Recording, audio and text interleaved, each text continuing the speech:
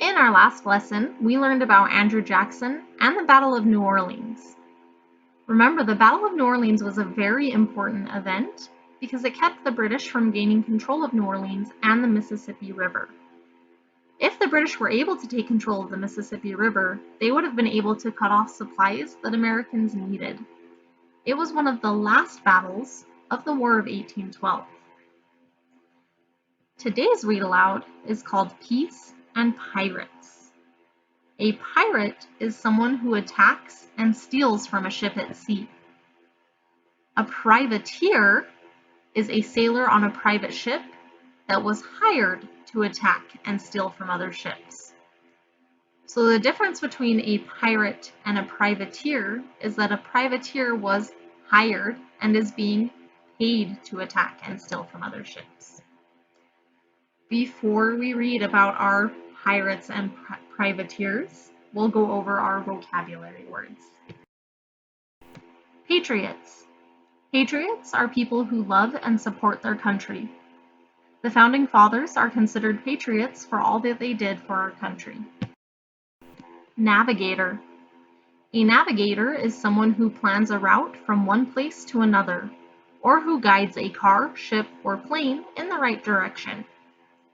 My mother is usually the navigator when my family goes on a road trip. Ancestors. Ancestors are people in someone's family from the past. Simon found out that his ancestors came to America a long time ago on a ship. Dejected. Dejected means very sad. The small puppy looked dejected when the bigger dog got the ball. Jubilant. Jubilant means very happy. Jubilant is an antonym for dejected. It means the opposite thing. I'm going to read a couple of different sentences. If I describe something that might make someone say sad, say they would feel dejected. If I describe something that might make someone very happy, say they would feel jubilant. All right, here's our first one. After searching the neighborhood for hours, the children still could not find their dog. I think that would make them feel dejected. On the last day of school, the kids were excited for summer break.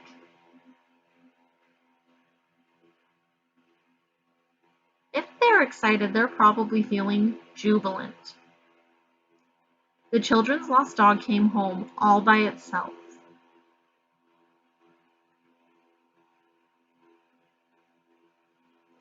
I think they would feel jubilant.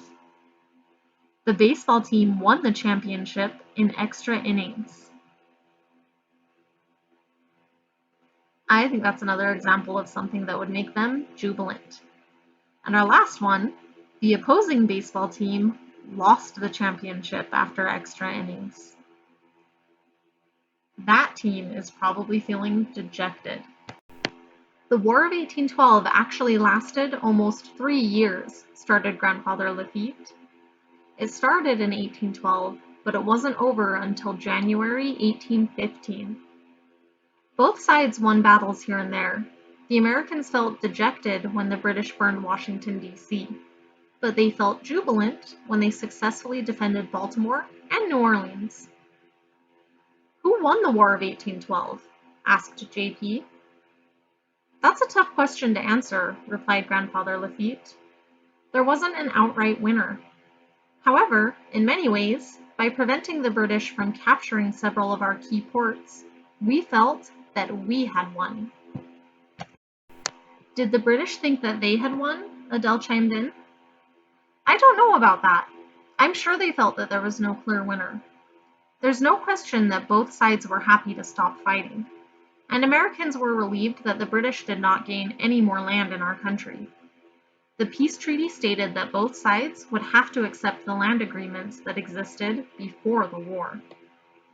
Peace is a time when there is no fighting or war. That's good, but I still haven't heard anything about pirates, urged J.P. Well, now you are going to, Grandfather Lafitte replied. You see, Privateers and pirates played an important role in the War of 1812. What are privateers? How are they different from pirates? Asked Adele. Privateers were basically government-approved pirates. That means that they were allowed, and sometimes even encouraged, to stop British merchant ships and take the cargo. Sometimes they were asked to seize the ships too. This was often the only way the United States could get the supplies that we needed. Do you mean to say that President Madison told privateers to steal stuff? Asked JP, amazed at the thought. Well, said Grandfather Lafitte, many things happen in times of war that would not ordinarily happen. Back then, there were more privateers who owned ships than there were U.S. naval ships and sailors. For a big part of the war, the British had blockaded many of our ports. We had no way to get supplies. We could not trade with other nations.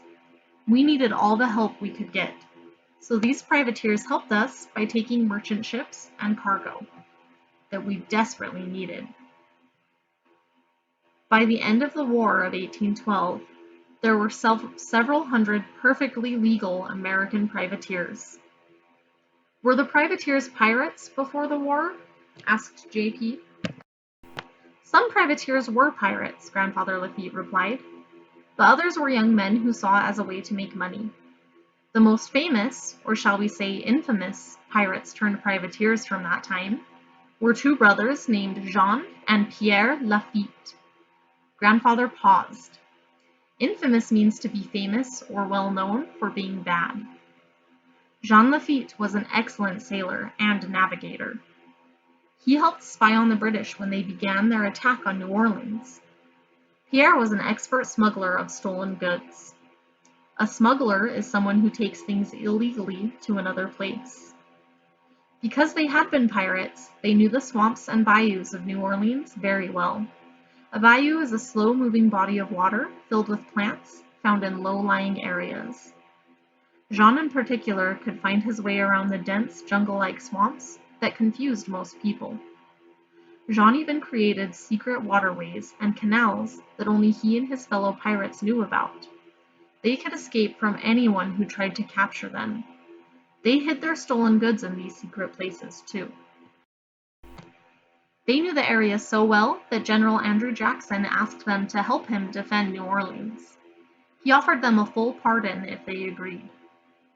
Pardon means to forgive legally, so that the acts committed are no longer considered to be crimes. They did. Many people believe that Andrew Jackson would not have won the Battle of New Orleans without the help of Jean Lafitte. Wait, did you say Jean Lafitte? Asked Adele, staring right at her brother, whose full name was Jean-Pierre. Adele's brother's name is Jean-Pierre, and their last name is Lafitte. What do you think that means? Are we related to Jean Lafitte? Gasped JP. We are, it seems, descendants of his brother Pierre, explained Grandfather Lafitte. I will tell you a little bit more about your namesakes. They were quite fascinating characters. Now Grandfather had the children's attention. No one knows for certain where Jean and Pierre Lafitte were born, began Grandfather Lafitte. Some believe that they were born in France, others that they were born in the French colony of Saint-Domingue. Saint-Domingue is now known as Haiti. It was once controlled by France and was the richest island in the Caribbean. Pierre was the older of the two, and they think he was probably born in 1770, whereas Jean was born around 1776, but no one knows for sure. Both of the brothers were well educated. In fact, Jean spoke at least 4 languages. The Lafittes were such good pirates that they had a warehouse in New Orleans filled with stolen goods. At one point, the brothers took over a whole island in Barataria Bay, Louisiana. They called the island the Temple. This island was like a settlement full of smugglers and pirates, and Jean Lafitte was their leader. The pirates sold their stolen goods right there on the island, and everyone went there to shop, the rich and the famous, even everyday farmers. That's so cool, exclaimed JP, listening, spellbound by his grandfather's story. You could say that, laughed Grandfather Lafitte. As the war moved into their hometown, they used their secret waterways in the swamps and bayous to keep a close eye on the British. Despite Jean Lafitte's best efforts, the British eventually found his island. They seized his fleet of pirate ships and all of the treasures he and his brother had stored there. Did the British capture Jean and Pierre too? Wondered JP. No, the brothers were not on the island at that time, Grandfather Lafitte replied. This is a photograph of a building that is believed to have been used by the Lafitte brothers as a New Orleans base for their smuggling operation. Jean and Pierre Lafitte never thought of themselves as pirates.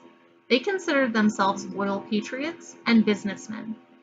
But it's been pretty well documented that with the help of Jean, Pierre, and their army of buccaneers, Andrew Jackson knew every move the British made. Thanks to them, he was able to outsmart and outgun the British. Jean commanded an army of hundreds of buccaneers, or pirates. This really is the coolest story ever, exclaimed JP. I can't wait to tell my friends that my ancestors were pirates. I hope you'll also tell them all you've learned about the War of 1812, said Grandfather Lafitte. You are now both experts on the subject. I'm sure your teacher will be very impressed with your new knowledge. Granddad, you never told us what was in your journal, prodded Adele. She had been curious about Grandfather's journal ever since she noticed it when they first arrived. Grandfather Lafitte opened up the leather journal. Attached to the very first page was a very old, crinkled poster. He carefully unfolded the yellowing page. The Lafitte brothers advertised their stolen goods on posters and billboards in New Orleans. This is one of the posters. It may have even been held in the hands of Jean and Pierre Lafitte, said Grandfather Lafitte. JP and Adele looked at the poster. It read, "Come one, come all, to Jean Lafitte's Bazaar Saturday, for your delight, clothing, gems, and knickknacks from the 7 seas." The children read the poster several times. They both gently touched the delicate old document. Then, Grandfather Lafitte folded it up and tucked it back inside the journal. Now, I suggest you two scallywags skedaddle. Take some time to think about all of the things that you have learned. As I always say, if we know something about the past, we can do a better job with the future. With that, JP and Adele hugged their grandfather goodbye and ran all the way home. The grassy fields in front of their grandfather's farmhouse were now bathed in late afternoon sunshine.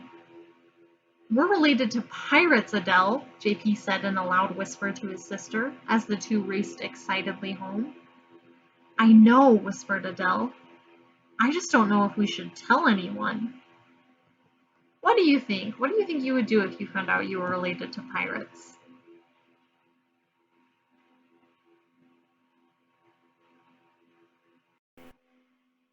All right, I've got some questions for you about what we just read.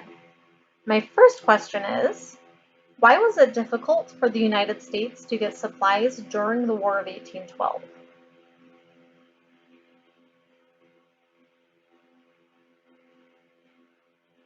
Right, it was difficult because the British blockaded many of their ports. I want you to turn to whoever is helping you today and tell them how pirates and privateers are the same and how they are different. How are privateers and pirates the same and how are they different?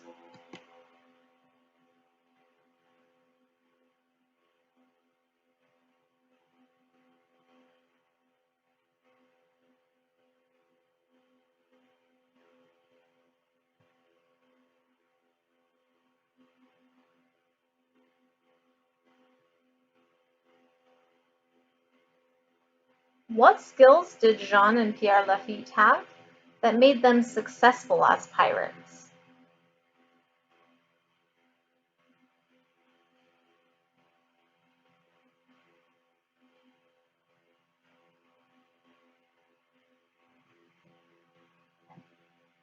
Remember, Jean was an excellent sailor and navigator, and Pierre was an excellent smuggler. They also knew their way through the jungle-like swamplands around New Orleans, and the British didn't, so that gave them an advantage.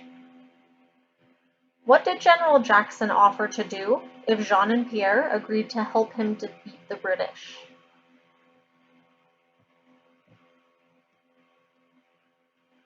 He offered to pardon them for their crimes. Why do you think Adele wasn't sure that they should tell anyone about their pirate ancestors?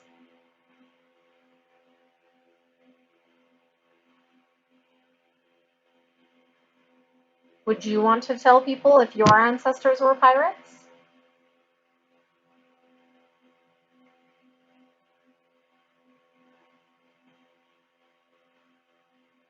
Do you think that Andrew Jackson would have won the Battle of New Orleans without the assistance of Jean and Pierre Lafitte?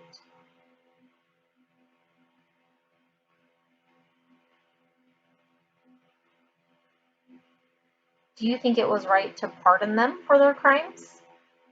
What do you think?